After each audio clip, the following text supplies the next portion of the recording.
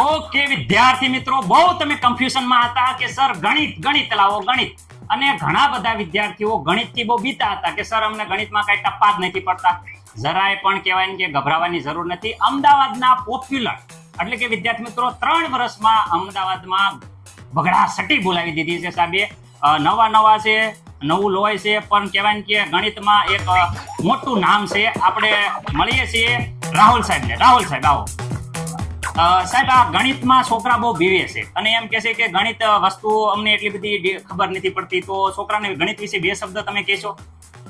ગણિત તો આમ બીજી કોઈ ભાષા હોય કે એવો વિષય નથી. ગણિત એક આંકડાનો વિષય છે. તમે ખાલી આંકડા વિશે માહિતી લઈ લો ને એટલે આવડી જાય. જેમ કે આંકડા એટલે કેવા, તો કે હાવ બેઝિક ગણિત, જેમાં કે સરવાળા, બાદબાકી, એકડા, ગુણાકાર અને ખાસ કરીને ઘડિયા આવડતા હોય. અને બીજું કે કોઈ પણ પાઠ તમે શરૂ કરો ને તો એમાં બધા પાઠ કોઈ સૂત્ર ઉપર જ હોય. Okay sir. તો એ તમને સૂત્ર આવડી જાય એટલે તમને એ વિષય એટલે મતલબ કહેવાનો મતલબ કે સૂત્ર મેન છે સર. હા, સૂત્ર મેન છે. ઓકે સર, અહીંયા વાત કરીએ તો આ પ્રાકૃતિક સંખ્યા, પૂર્ણ સંખ્યા અને સમય સંખ્યા એ બધું ધોરણ 9 માં આવતું નથી, ડાયરેક્ટ આગળથી શરૂ થાય છે. તો આ શરૂઆતની વસ્તુ છે એ કેવી રીતે સર કરવાનું? એટલે જે આ બધી શરૂઆતની આપણે પહેલું ચેપ્ટર છે જે સંખ્યા પદ્ધતિ છે.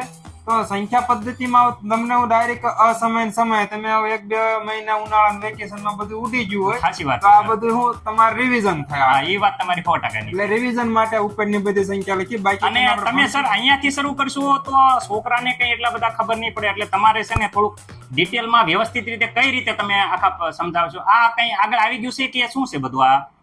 આ બધું 6 થી 8 ધોરણમાં બધું આવી જ ગયેલું છે.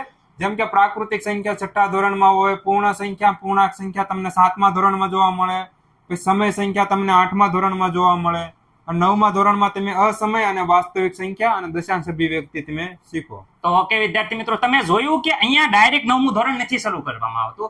9મું ધોરણ આપણે ડિટેલમાં પહેલેથી જે 6થા 7માની જે ડિટેલમાં આગળ પ્રાકૃતિક પૂર્ણાંક તમે અભ્યાસ કર્યો હતો ત્યાંથી શરૂ કરશું. તો તમારે છે અહીંયા કંઈ પણ બીવાની જરૂર નથી. ઓકે, તો આપણે હવે કન્ટિન્યુ રાહુલ સરના લેક્ચર અહીંયા આવતા રહેશે.